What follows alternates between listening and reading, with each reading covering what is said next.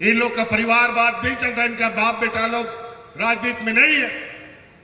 अगर मेरा बाबूजी राजनीति कर रहा है, मैं राजनीति में हूं, तो क्या खराबी है बताओ? शेर का बच्चा शेरे पैदा होता है कि कुत्ता पैदा होता है? अभी आप हेमंत सोरेन को सुन रहे थे, जो मोदी सरकार पर जमकर निशाना साधे। नमस्कार, मेरा नाम विश्वजीत कुमार और आप देख रहे हैं वाक फॉर इंडिया न्यूज।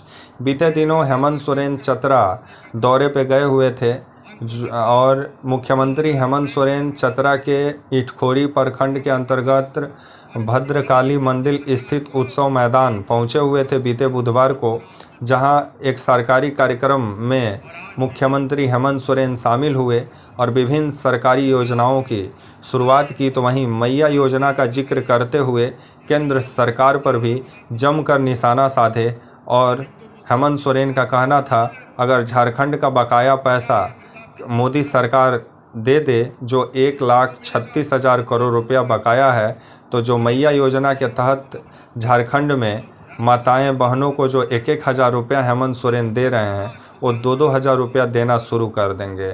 जिसके बाद से बीजेपी इस बयान को लेकर के हेमंत सोरेन पे काफ़ी हमलावर है।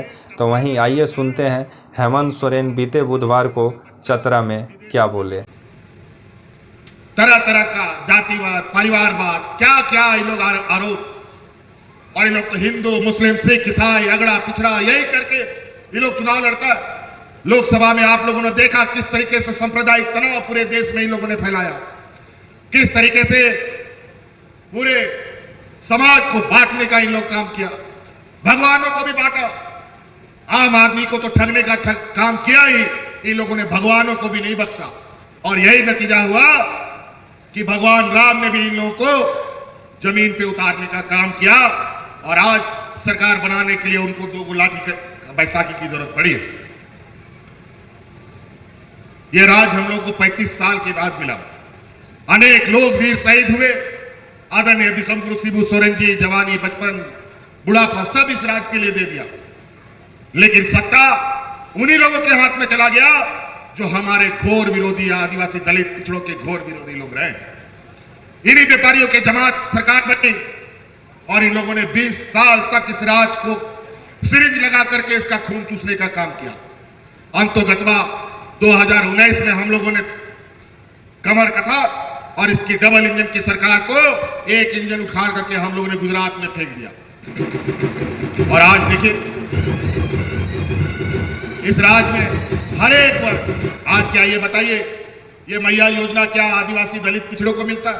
क्या हिंदू मुस्लिम सिख ईसाई सबको नहीं मिलेगा? क्या ये वृद्धा पेंशन सिर्फ हिंदू को मिलेगा, सिर्फ आदिवासी को? ऐसा है क्या? सभी वर्गों के लिए हम योजना बनाते हैं। हम लोग धर्म और जाति विशेष को ध्यान नहीं, बल्कि सब समाज को ध्यान में रख करके योजना बनाते हैं। आज हमारा इस राज का नौजवान होनहार, ये देश का पहला राज है जहां हमारा पढ़ने लिखने वाला बच्चा विदेशों में भी जाकर के पढ़ाई कर रहा है, उसका पूरा खर्चा राज्य सरकार देता है। इस वजह से योजनाएं बहुत है। आप बताइए, सरकार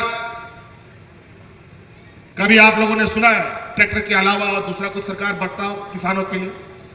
और आज सरकार के माध्यम से ट्रैक्टर तो मिलता ही है, आज सरकार बस भी बांटता है, बोलेरो भी बांट रहा है, स्कॉर्पियो भी बांटता है, इनोवा भी बांटता है और नौजवान स्वरोजगार के काम में लगा हुआ भी।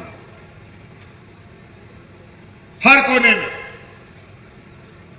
आज इतने आवेदन, इतने लोगों का उत्साह, यही हमारी ताकत है। लेकिन जो विपक्ष का लोग है, ये लोग बहुत शिक्षा संपन्न है। इन लोग पैसा कौड़ी, धन बल सब झूठ सच करने में बड़ा आदमी है, तो गरीब गुरु वालों को लगता है कि अच्छा ही बोलता होगा, सही बोलता होगा। ये भारतीय जनता पार्टी, ये एनडीए की सरकार देश की सबसे बड़ी और झूठी सरकार है। ये लोग परिवारवाद की बात करते हैं, इन लोग का परिवारवाद नहीं चलता, इनका बाप बेटा लोग राजनीति में नहीं है। अगर मेरा बाबूजी राजनीति कर रहा है, मैं राजनीति में हूं, तो क्या खराबी है बताओ? शेर का बच्चा शेरे पैदा होता है कि कुत्ता पैदा होता है? आप उन लोगों का बाल बच्चा जिसका जिसका नहीं है, तो उसका हमारा क्या गलती बताओ? तो इसीलिए अभी ये लोग बड़ी योजनाबद्ध तरीके से, अभी आप लोगों ने सुना होगा छत्तीसगढ़ में अदानी को एक खदान मिल गया है और वहां के क्या हंसदिया की क्या एक गांव है और वहां के जंगलों को उजाड़ा जा रहा है, वहां के आदिवासियों को बेदखल करने की तैयारी जोरों पर चल रही है और सरकार के संरक्षण में जहां भारतीय जनता पार्टी की सरकार है वही लोग उन जंगलों को उजाड़ने में सहयोग कर रहे हैं। अगर जंगल उजड़ गया तो देश का आदिवासी, दलित, पिछड़ा पर्यावरण सब समाप्त हो जाएगा। अब उन्हीं व्यापारियों को यहां एक एक करके बैठाने की तैयारी है, लेकिन अब आने वाला समय हम लोग ऐसा नीति निर्धारण करेंगे कि इस राज्य का जितना भी खनिज संपदा है पहले हमारे स्थानीय लोग उसका हिसाब किताब करेंगे, तब ये खनिज संपदा राज्य से बाहर जाएगा।